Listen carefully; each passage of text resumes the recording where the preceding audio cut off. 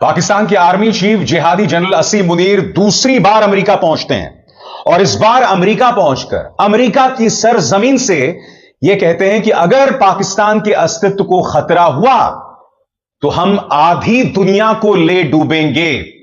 जी हां, इस तरह का बयान एक देश का आर्मी चीफ देता है। और सबसे बड़ी बात, उसके अगले ही दिन अमेरिका के chief of defence staff general Dan Caine उनके साथ मुलाकात करते हैं।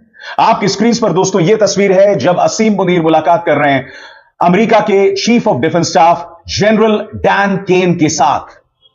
यहां सवाल सिर्फ पाकिस्तानी आर्मी चीफ के दिमाग पर नहीं है, यहां सवाल अमेरिका के ऊपर भी है कि वो एक ऐसे शख्स की मेजबानी कर रहे हैं, वो शख्स जो धमकी दे रहा है कि अगर हमारे अस्तित्व को खतरा हो गया तो हम आधी दुनिया को खत्म कर देंगे। डोनाल्ड ट्रंप इस कदर अपना मानसिक संतुलन खो चुके हैं कि वो एक जिहादी जनरल की मेजबानी कर रहे हैं। और मेरे इन शब्दों पर गौर कीजिएगा, अमेरिका इसकी कड़ी कीमत चुकाएगा, क्योंकि जब जब अमेरिका ने पाकिस्तान पर भरोसा किया है तब तब पाकिस्तान ने उसके साथ विश्वासघात किया है, चाहे तालिबान हो, चाहे 9/11 हो, चाहे ओसामा बिन लादेन हो। और मेरे इन शब्दों पर गौर कीजिएगा, आज नहीं अगले 5 सालों में देखिएगा जिस तरह से अमेरिका जनरल असीम मुनीर को अपने सिर पर उठाकर घूम रहा है। यकीन मानिए दोस्तों, आने वाले दिनों में यह जनरल, जिसकी सोच एक जिहादी जनरल की है, जो आधी दुनिया को खत्म कर देना चाहता है, आप कल्पना कर सकते हैं कि वह अमेरिका का कितना नुकसान करेगा। मगर यहां पर एक सवाल हमारी सरकार से भी है, भारत सरकार से भी है। क्या यह हमारी विदेश नीति की नाकामी नहीं है कि एक जिहादी जनरल की मेजबानी अमेरिका कर रहा है, कि डोनाल्ड ट्रंप आए दिन भारत की तौहीन करते रहते हैं और हमें एक आतंकवादी देश पाकिस्तान के बराबर लाकर रख दिया है? क्या यह सवाल हमें अपने विदेश मंत्री से नहीं पूछना चाहिए कि ऐसा हो क्यों रहा है? क्योंकि जब आपका सारा फोकस प्रधानमंत्री नरेंद्र मोदी को विश्व गुरु बनाने को लेकर होता है, तब यही होता है। आज मुद्दा सिर्फ यह नहीं है कि एक जनरल भारत को क्या धमकी दे रहा है और उसके जरिए आधी दुनिया को धमकी दे रहा है, आधी दुनिया को तबाह करने की बात कर रहा है। खबर यह भी है दोस्तों कि अब पाकिस्तान, चाइना, बांग्लादेश, ये सब एक ताकत बनते जा रहे हैं और यह भारत के लिए अच्छी खबर नहीं है। मगर इससे पहले मैं आपको बताना चाहता हूं कि जनरल असीम मुनीर ने अमेरिका में पहुंचकर, सही सुना आपने, क्योंकि यह बयान वो पाकिस्तान से भी दे सकते थे जैसा कि इससे पहले वो देते रहे, मगर उन्होंने यह बयान टैंपा फ्लोरिडा से जारी किया है। उनका क्या बयान है, और इंतजार कीजिएगा दोस्तों, मैं आपको बताऊंगा कि भारत के लिए इस पूरे घटनाक्रम के सामरिक मायने क्या हैं। इससे पहले कि मैं आपको बताऊं दोस्तों कि इस खबर के मायने क्या हैं और जनरल असीम मुनीर ने क्या कहा है, मेरी आप सबसे अपील दोस्तों कि मेरे इस कार्यक्रम को कम से कम 10 से 20 लोगों को फॉरवर्ड करें। सिर्फ खुद देखकर खामोश ना रहें, इसे फॉरवर्ड करें। और हां, एक जरूरी संदेश सुनिए, मेरे कार्यक्रमों के लिए आप नोटिफिकेशन का इंतजार मत कीजिए, मेरे चैनल में जाइए और खुद जाकर कार्यक्रम देखिए और रहिए अपडेटेड। और हां, ज्वाइन कीजिए मेरा चैनल, देखिए यह जरूरी संदेश। स्वतंत्र और आजाद पत्रकारिता का समर्थन कीजिए, सच में मेरा साथी बनिए। बहुत आसान है दोस्तों, इस ज्वाइन बटन को दबाइए और आपके सामने आएंगे ये 3 विकल्प, इनमें से एक चुनिए और सच के इस सफर में मेरा साथी बनिए। तो हम बात कर रहे हैं जनरल असीम मुनीर की। उन्होंने क्या बयान दिया अमेरिका की सरजमीन से, इस पर गौर किया जाए। हम आधी दुनिया को अपने साथ ले डूबेंगे, अमेरिका में पाकिस्तानी आर्मी चीफ असीम मुनीर की परमाणु धमकी। पाकिस्तान के फील्ड मार्शल ने यह भी धमकी दी कि भारत सिंधु नदी के पानी के रास्तों पर जो भी ढांचा बनाएगा उसे तबाह कर देंगे। उन्होंने कहा कि उनके देश के पास मिसाइलों की कोई कमी नहीं है। सबसे बड़ी बात, यह आदमी बहुत ही सरल शब्दों में परमाणु धमकी की बात कर रहा है। और इस बयान के ठीक एक दिन बाद, जैसा कि आप इस तस्वीर में देख सकते हैं, अमेरिकी chief of defence staff general Dan Caine के साथ असीम मुनीर मुलाकात कर रहे हैं। क्या अमेरिका की सोच आंशिक हो गई है? क्या वो आधा बहरा हो चुका है? असीम मुनीर उसी की जमीन पर खड़े होकर भारत को नहीं, आधी दुनिया को धमकी दे रहे हैं। तो क्या अमेरिका को लगता है कि जनरल असीम मुनीर आधी दुनिया को खत्म कर देंगे और अमेरिका बच जाएगा? जनरल असीम मुनीर ने आगे क्या कहा, इस पर भी गौर किया जाए। पाकिस्तान के आर्मी चीफ असीम मुनीर ने अमेरिका की जमीन से खुलेआम परमाणु युद्ध की धमकी दी है। फ्लोरिडा के टैंपा में एक कार्यक्रम को संबोधित करते हुए पाकिस्तान के असली सैन्य शासक ने धमकी दी है, अगर भविष्य में भारत के साथ जंग में उनके देश को अस्तित्व का खतरा हुआ तो वो आधी दुनिया को भी अपने साथ ले डूबेंगे। रिपोर्ट्स के मुताबिक उन्होंने कहा कि हम एक परमाणु ताकत हैं, अगर हमें लगा कि हम डूब रहे हैं तो हम आधी दुनिया को अपने साथ डुबो देंगे। यह बयान अमेरिका की जमीन से किसी तीसरे देश के खिलाफ दी गई पहली परमाणु धमकी मानी जा रही है। बताया जा रहा है कि यह बातें मुनीर ने एक डिनर के दौरान कही जो बिजनेसमैन अदनान असद ने उनके लिए आयोजित किया था। अदनान असद टैंपा के मानद काउंसिल हैं। तो यहां दो चीजें हैं। पहली बात, अमेरिका की जमीन से कोई परमाणु धमकी दे रहा है मगर डोनाल्ड ट्रंप की कान में जूं तक नहीं रेंग रहा है। नंबर एक। इस बीच भारतीय विदेश मंत्रालय का बयान आ गया है जिसमें उन्होंने न सिर्फ पाकिस्तान बल्कि अमेरिका पर भी निशाना साधा है। भारतीय विदेश मंत्रालय का बयान आपकी स्क्रीन पर। अमेरिकी दौरे पर गए पाकिस्तान के आर्मी चीफ द्वारा दिए गए बयानों पर हमारा ध्यान गया है। परमाणु धमकी देना पाकिस्तान की पुरानी आदत है। अंतर्राष्ट्रीय समुदाय खुद देख सकता है कि ऐसे बयानों में कितनी गैर जिम्मेदारी झलकती है और ये उस शक को और पुख्ता करता है कि जिस देश में सेना आतंकवादी संगठनों के साथ मिली हुई है वहां परमाणु हथियारों का नियंत्रण और कमांड कितना सुरक्षित है। यह भी अफसोसजनक है कि ऐसे बयान किसी दोस्ताना तीसरे देश की जमीन से दिए गए हैं। भारत पहले ही साफ कर चुका है कि वो परमाणु ब्लैकमेल के आगे नहीं झुकेगा। हम अपनी राष्ट्रीय सुरक्षा के लिए जरूरी सभी कदम उठाते रहेंगे। मैं सवाल उठाना चाहता हूं माननीय लेजर आइज एस जयशंकर पर, जो आजाद भारत के इतिहास के सबसे अवसरवादी और सबसे नाकारा विदेश मंत्री हैं। असीम मुनीर की इतनी हिमाकत कि वो अमेरिका में जाकर इस तरह का बयान दे सकें। इनके हौसले बढ़ कैसे रहे हैं। और सबसे बड़ी बात, फिर इस तस्वीर को देखिए। अमेरिकी chief of defence staff general Caine से मुलाकात करते हुए असीम मुनीर। क्या कहना चाहेंगे प्रधानमंत्री इस तस्वीर के बारे में? विदेश मंत्री एस जयशंकर इस तस्वीर के बारे में क्या कहना चाहेंगे? और बात वहां नहीं रुकती और गौर किया जाए। पाकिस्तान के फील्ड मार्शल ने यह भी धमकी दी कि भारत अगर सिंधु नदी के जलमार्गों पर ऐसा कोई ढांचा बनाएगा जिससे पाकिस्तान को पानी मिलने में रुकावट हो तो उसे पूरी तरह तबाह कर देंगे। उन्होंने कहा कि उनके देश के पास मिसाइलों की कोई कमी नहीं है। मुनीर ने दावा किया कि अप्रैल में पहलगाम आतंकी हमले के बाद नई दिल्ली द्वारा सिंधु जल संधि को स्थगित करने का फैसला 25 करोड़ लोगों को भुखमरी के खतरे में डाल सकता है। रिपोर्ट्स के मुताबिक उन्होंने कहा, हम भारत के डैम बनाने का इंतजार करेंगे और जैसे ही वो बनाएगा फिर 10 मिसाइल से फायरिंग कर देंगे। सिंधु नदी हिंदुस्तान की खानदानी मिल्कियत नहीं है। हमें मिसाइलों की कमी नहीं है, अल्हम्दुलिल्लाह। पाकिस्तानी आर्मी चीफ का ये 2 महीने में अमेरिका का दूसरा दौरा है। पिछले दौरे में 18 जून को उन्हें व्हाइट हाउस में राष्ट्रपति ट्रंप के साथ लंच करने के लिए बुलाया गया था। उस दौरान उन्होंने ट्रंप का नाम उनके कथित शांति प्रयासों के लिए नोबेल पुरस्कार में नामांकित करने की सिफारिश की थी और यही प्रस्ताव उन्होंने फ्लोरिडा के कार्यक्रम में भी दोहराया। अब यहां 2 चीजें सामने उभर कर आती हैं। पहली बात, और यह नसीहत पाकिस्तान के जिहादी जनरल को, जब ऑपरेशन सिंदूर हुआ था तब आपने कई जगहों से मिसाइल छोड़ी थी मगर यह भारत की सेना की ताकत है कि आपका एक भी मिसाइल भारत की जमीन पर आकर नहीं गिरा। नंबर 1। नंबर 2, यहां पर जनरल असीम मुनीर ने दोहराया कि डोनाल्ड ट्रंप को नोबेल शांति पुरस्कार मिलना चाहिए।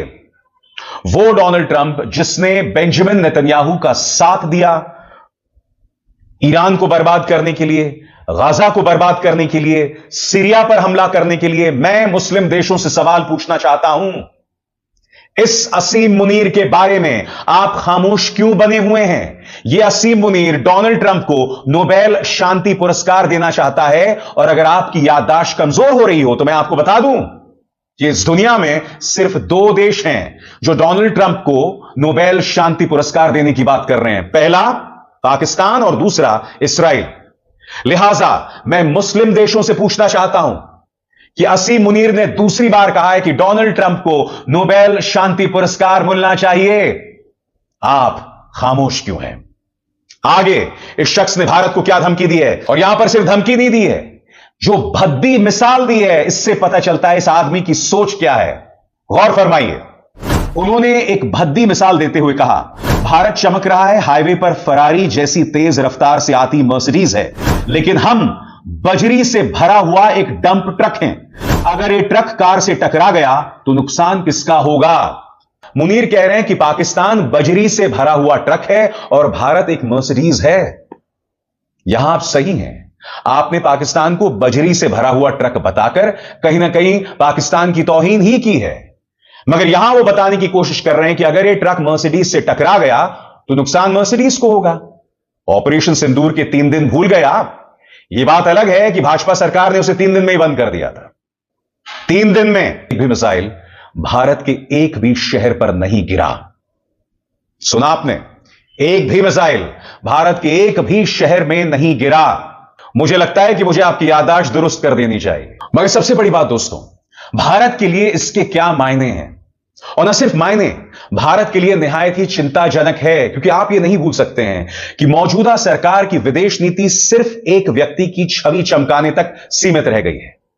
भारत के हितों की बात करें तो हमारे पास एक निहायत ही नाकारा विदेश मंत्री है।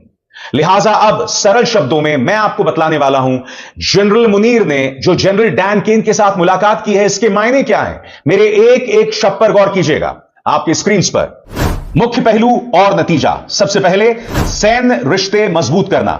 मुनीर ने अमेरिकी chairman joint chief of staff general Dan Caine से मुलाकात की, जिसमें दोनों ने सैन्य सहयोग और सुरक्षा मामलों पर चर्चा की। मुनीर ने जनरल कैन को पाकिस्तान आने का न्योता भी भेजा। दूसरा, सेंटकॉम सेरेमनी में शामिल होना। उन्होंने अमेरिकी सेंट्रल कमांड यानी सेंटकॉम के कमांड बदलने के कार्यक्रम में हिस्सा लिया, जहां उन्होंने रिटायर हो रहे जनरल माइकल ई कुरेला की तारीफ की और नए कमांडर एडमिरल ब्रैड कूपर का स्वागत किया। रिश्तों का नया दौर शुरू करना। मुनीर ने इस दौरे को पाक अमेरिकी रिश्तों में एक नए आयाम की शुरुआत बताया, जिससे सकारात्मक और टिकाऊ साझेदारी पर जोर दिया गया। इसके बाद कूटनीतिक और आर्थिक पहल।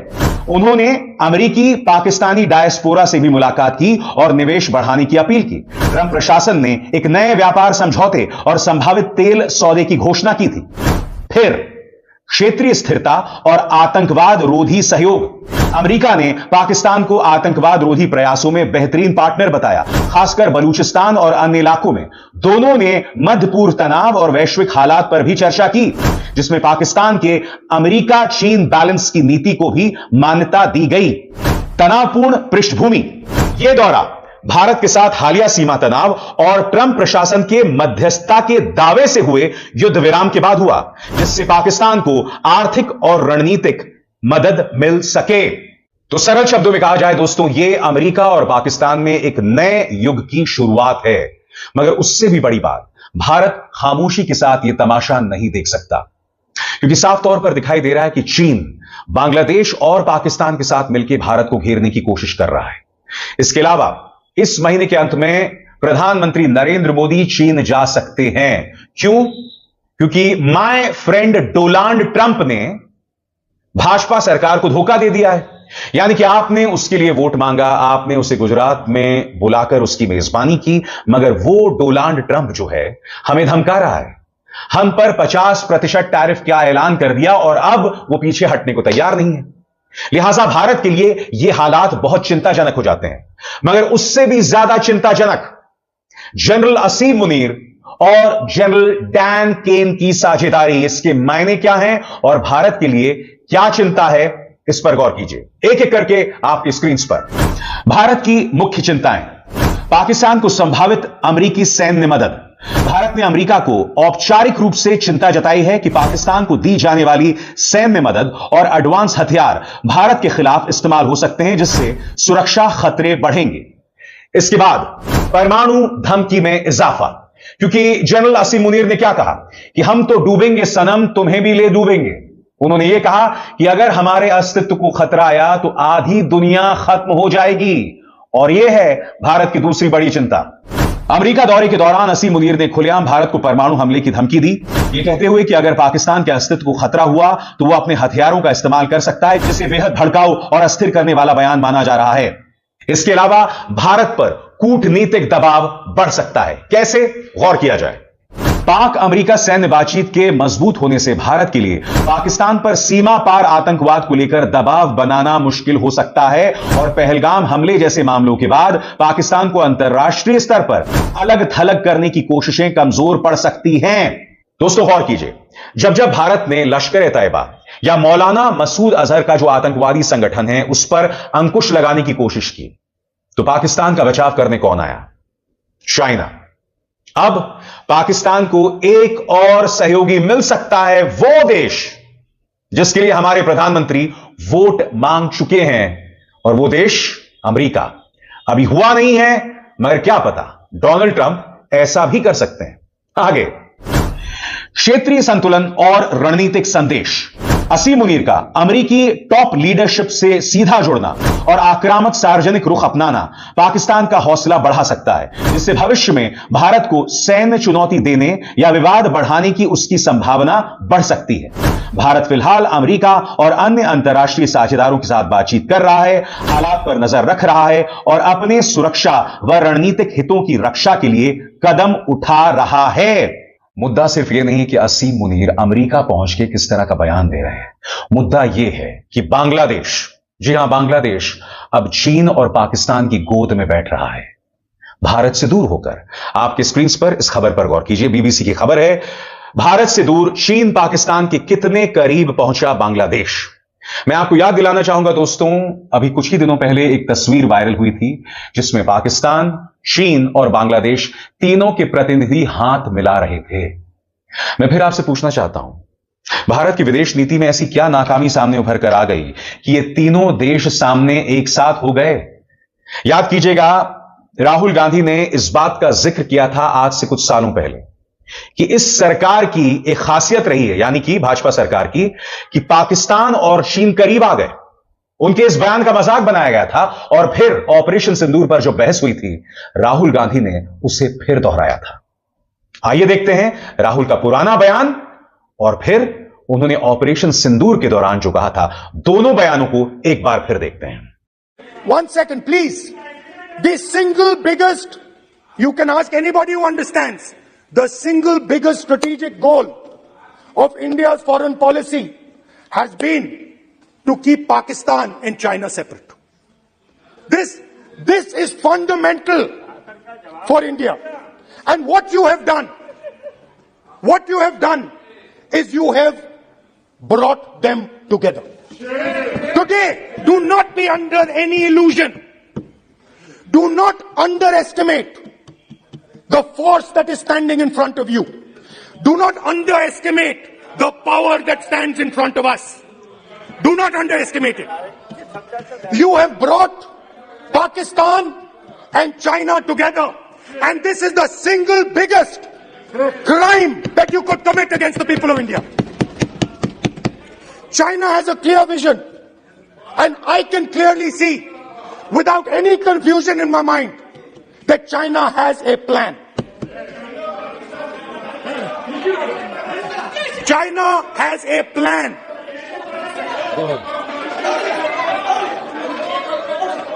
I can see without any doubt that the Chinese, please, we are all nationalists, so let us discuss properly. I can see that China has a clear-cut plan. The foundations of their plan have been put in place in Doklam and in Ladakh. Do not underestimate what we are facing. This is a very, very serious threat to the Indian nation. This is a very, very serious threat to the Indian nation. We have made huge strategic mistakes in Jammu and Kashmir. We have made huge strategic mistakes in our foreign policy. And if we do not correct those mistakes, thought they were fighting Pakistan. And when they arrived, they suddenly realized that they were not fighting Pakistan, they were fighting China and Pakistan. Meaning that the Pakistani army was attached. Pakistani Air Force was attached to the Chinese Air Force. And not only that, the doctrine of the Pakistani Air Force was completely changed. The information available to the Pakistani Air Force was completely changed, and the Chinese were feeding information, critical battlefield information, satellite information, targeting information to the Pakistanis. And if you don't believe me, 1 second, if you don't believe me, General Rahul Singh,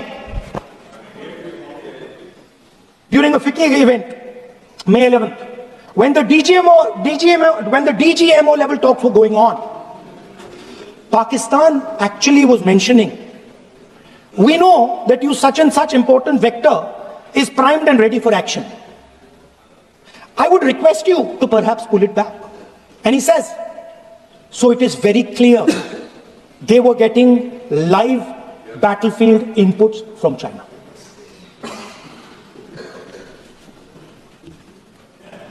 If you had listened to me here, you would not have lost those 5 planes. If you had listened to me and you had said that yes, the Chinese and the Pakistanis are fused,